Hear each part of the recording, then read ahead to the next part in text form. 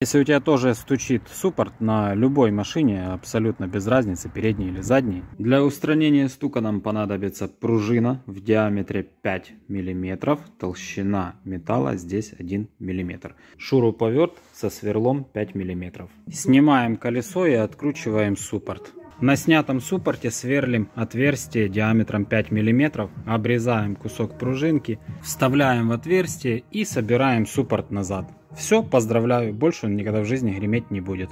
Ну и после сборки это выглядит вот так. Стоит он намертво.